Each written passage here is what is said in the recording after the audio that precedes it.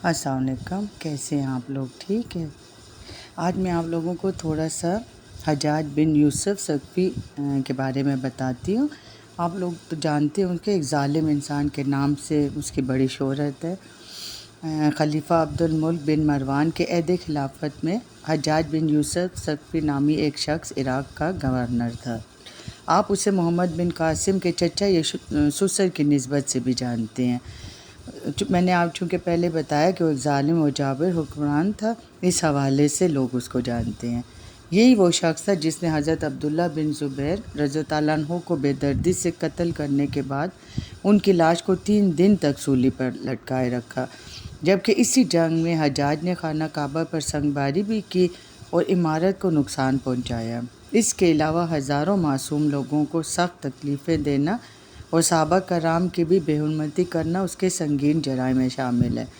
حجاج کی موت کے بعد جب قیدیوں کا شمار کیا گیا تو اس میں 1,20,000 مرد اور 20,000 عورتیں تھیں، اور ان میں 4,000 ایسی عورتیں تھیں جن کے جسم پر لباس نہیں تھا، اور یہ قیدی ایک ہی چار دیواری میں قید تھے۔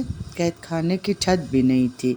جب کوئی قیدی گرمی سے بچنے کے لیے اپنے ہاتھ کو اپنے چہرے کے سامنے رکھتا تو زندان کے سپاہی اس کو پتھر مارتے تھے تاکہ وہ ہاتھ ہٹائے نا۔ ظالم تھے۔ انہیں جو کہ روٹی میں ریت ملا کر کھانا دیا جاتا اور پینے کے لیے کڑوا پانی۔ حجاج لعین بے گناہ افراد اور بالخصوص سادات کا خون بہانے کو اعزاز سمجھتا تھا۔ ایک مرتبہ اس ملعون نے روزہ رکھنا چاہا تو نوکروں کو حکم دیا اس کے لیے من پسند سحری و افطاری کا انتظام کیا جائے۔ نوکر چونکہ اس کے اشارے کو سمجھتے تھے تو انہوں نے ایسی روٹیاں تیار کی جنہیں سادات کے خون سے گوندا گیا تھا۔ اس لعین نے اس روٹی سے سحری و افطاری کی۔ ملعون کو ہمیشہ اس بات کا دکھ رہتا تھا کہ وہ کربلا میں موجود نہیں تھا، ورنہ شمر سے بھی بڑھ کر ظلم کرتا۔ 53 سال کی عمر میں یہ مر گیا۔ ابن خلکان کہتے ہیں کہ حجاج کو عارضہ عاقلہ لاحق ہو گیا تھا۔ اس کے جسم کے اندر بچھو نما کیڑے پیدا ہو گئے تھے۔ جب ایک طبیب کو بلایا گیا تو اس نے ایک گوشت کا ٹکڑا ریشم کی رسی کے ساتھ باندھا اور حجاج کو کہا اس گوشت کے ٹکڑے کو نگل لے۔ حجاج نے گوشت کا ٹکڑا نگلا اور کچھ دیر بعد ریشم کی ڈور سے اس ٹکڑے کو کھینچا تو اس ٹکڑے پر بہت سارے کیڑے چمٹے ہوئے تھے۔ اللہ تعالیٰ نے حجاج کے جسم میں پر سردی کو مسلط کر دیا تھا۔ وہ چیختا رہتا تھا سردی سردی، حالانکہ ارد گرد اس کے نوکروں نے انگیٹھیاں جلائی تھی کوئلوں کی اور کیا کچھ کرتے تھے، لیکن یہ اس کی سردی کم نہیں ہوتی تھی۔ تو اسی لیے ایک دفعہ حسن بصری رحمۃ اللہ کو اس نے درد کی شکایت کی تو انہوں نے جواب دیا، میں نے تمہیں کتنی دفعہ بے گناہ افراد اور بالخصوص سادات کے قتل سے بار بار منع کیا تھا، لیکن جب تم باز نہیں آئے تو یہ تو اسی کا خمیازہ بھگت رہے ہو۔ حجاج نے کہا میں خدا تعالیٰ سے ایک ہی دعا کرتا ہوں کہ وہ مجھے، بس اتنی دعا ہے کہ میں نہ جنت کی دعا کرتا ہوں نہ دوزخ سے رہائی کی، بس اتنی دعا ہے کہ جلدی سے میری روح اللہ تعالیٰ قبض کر لے تاکہ میں دنیا کے درد و الم سے چھٹکارا ہو۔ لیکن اس کی موت کی سختی کم نہیں ہو رہی تھی۔ ظاہر ہے اتنے لوگوں پہ جب ظلم کیا تھا، لیکن پھر کہتے ہیں کہ ایک واقعہ ایسا ہوا کہ حجاج بن یوسف کو جو اپنے اوپر غرور تھا، تکبر تھا، وہ بھی خاک میں ملا۔ اس زمانے میں نعمان نامی ایک شخص کی بیٹی تھی جو انتہائی حسین و جمیل تھی۔ لڑکی کا نام ہندہ تھا۔ یہ وہ ہندہ نہیں تھی جس نے حضرت حمزہ رضی اللہ عنہ کے جسم مبارک کی بے حرمتی کی تھی، یہ دوسری ہندہ تھی۔ اس کے آدمی کی بیٹی تھی، بے انتہا خوبصورت تھی۔ جب اس کے حسن و جمال کے چرچے حجاج تک پہنچے تو اس نے اپنے کارندوں سے کہا کہ اس سے ملاقات کرنی ہے۔ اس کے دل میں اشتیاق پیدا ہوا۔ چنانچہ کارندوں کی مدد سے جب ہندہ سے ملاقات ہوئی تو اس کی نظریں جب حجاج کی نظر ہندہ پر پڑی تو وہ اس کا عاشق ہو گیا۔ اب جہاں دیکھتا اسے ہندہ ہی نظر آتی۔ آخرکار اسے صبر نہ ہوا تو 2,00,000 درہم کے عوض اس کا نکاح ہو گیا اور ہندہ حجاج کے محل میں آ گئی۔ شروع میں تو حجاج ہندہ پر جان نچھاور کرتا تھا اور ہر طرح کی آسائش اسے دے رکھی تھی۔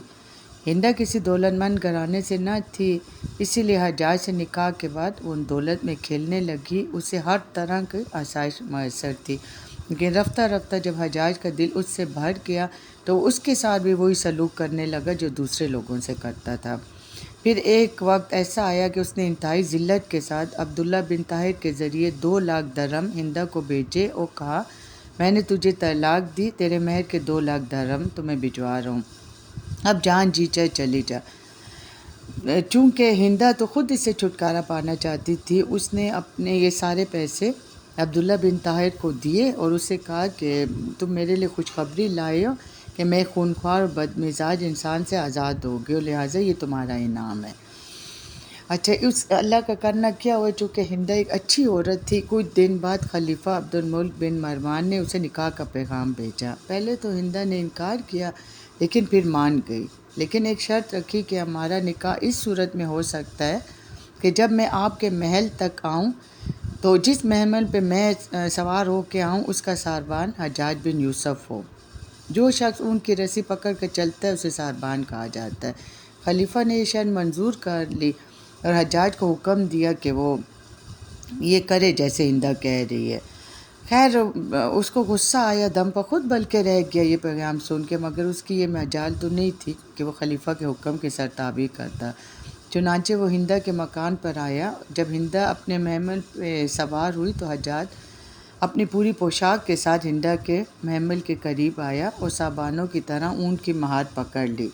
جب محل قریب آیا تو ہندہ نے ایک چاندی کا سکہ نیچے پھینکا اور اس کو کہا حجاج کو کہ یہ سونے کا سکہ پھینکا، لیکن حجاج کو کہا کہ یہ چاندی کا سکہ اٹھا کے دو۔ حجاج نے سکہ اٹھا کے دیا اور کہا کہ یہ تو سونے کا سکہ ہے نا، آپ کہہ رہی تھی چاندی کا سکہ یہاں نہیں ہے۔ اس پہ ہندہ نے کہا کہ یہ میری قسمت ہے کہ میرے ہاتھ سے چاندی کا سکہ گرا لیکن بعد میں وہی سکہ سونا کا بن گیا۔ حجاج یہ بات سن کر بہت زیادہ خفیف ہوا کیونکہ وہ سمجھ گیا تھا کہ چاندی کا سکہ یہ تھا، سونے کا سکہ خلیفہ تھے۔ تو اس کی زندگی میں تو اللہ تعالیٰ نے اس کو اس کا انعام دیا، اس کے صبر کا، اس کی اچھائی کا، لیکن حجاج کا کیا انجام ہوا، جسم پہ کیڑے پڑے، اسی میں مرا، اس کے ظلم کی وجہ سے۔ دعاؤں میں یاد رکھیں۔ اللہ حافظ۔